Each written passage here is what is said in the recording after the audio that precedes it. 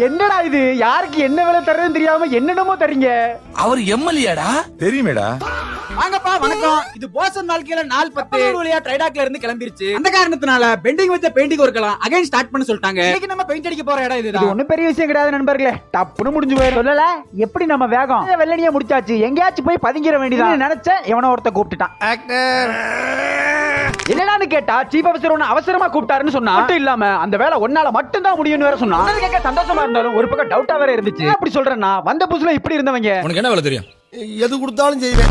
எல்லா வேலையும் ஏன் தள்ள கட்டிட்டு எஸ்கேப் ஆகி ஓடிடுறாங்க. அதை விடுங்க, வேலையை முடிச்சிட்டு வந்து அவங்க என்னன்னு பாத்துக்கிறோம். பயம் என்னன்னா நம்மளால மட்டும் முடிஞ்ச வேலை அது என்ன வேலை, பொடி நடையா உள்ள நடந்து போய் என்ன வேலைன்னு பார்த்தா வெஜிடபிள் மெயின்டெனன்ஸ். அதான்ப்பா வெங்காயம் உரிக்கணுமா, லிஸ்ட்லயே கிடையாதடா. பார்த்ததுக்கு அப்புறம் தான் எனக்கு புரிஞ்சு அவங்க என்ன ஏமாத்திருக்காங்கன்னு. இல்ல நண்பர்களே, எங்க வீட்டுல அக்கா தங்கச்சின்னு யாருமே கிடையாது. அந்த காரணத்தினால எங்க அம்மா ஸ்டார்டிங்லயே எங்களை இதுக்கு பழக்கிருக்காங்க. இது உனக்கு கை கொடுக்கும். தாய் சொல்லை தட்டாதேன்னு அன்னைக்கு கத்துக்கிட்டது இன்னைக்கு ஹெல்ப் பண்ணுது. இதுவே என் கட்டளை, என் கட்டளையே சாசனம். அம்மாக்கு ஒரு நன்றியை போட்டு வெங்காயத்தோடலாம் தண்ணியில போட்டு அப்படியே நின்னுட்டு இருந்தா அப்படியும் அதே குரல், வாங்க ப்ரோ ஒரு வேலை இருக்கு முடிச்சுட்டு வந்துருவோம். இன்னும் திருந்தல மாமா.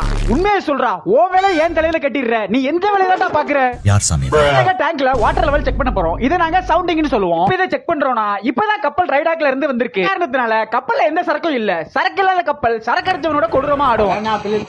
வெயிட்ட பேலன்ஸ் பண்றதுக்காக தான் கப்பல்ல இருக்க எல்லா டேங்க்லயும் தண்ணி ஃபில் பண்றோம். நாங்க பலாஸ்டிங்னு சொல்றோம். மாதிரி சரக்கு ஏத்துனதுக்கு அப்புறம் தண்ணி எல்லாத்தையும் வெளியேற்றிடுவோம். அதை நாங்க டீ பலாஸ்டிங்னு சொல்றோம். வழியா இன்னைக்கு கொடுத்த எல்லா வேலையும் முடிஞ்சு. வேலை எவ்வளவு கஷ்டமா இருக்குன்னு உங்களுக்கே தெரியும். இந்த கஷ்டத்துக்குள்ளே வீடியோ போடுற என்ன ஃபாலோ பண்ணாதானே அடுத்த வீடியோ போடுறதுக்கு கொஞ்சம் நல்லா இருக்கும்.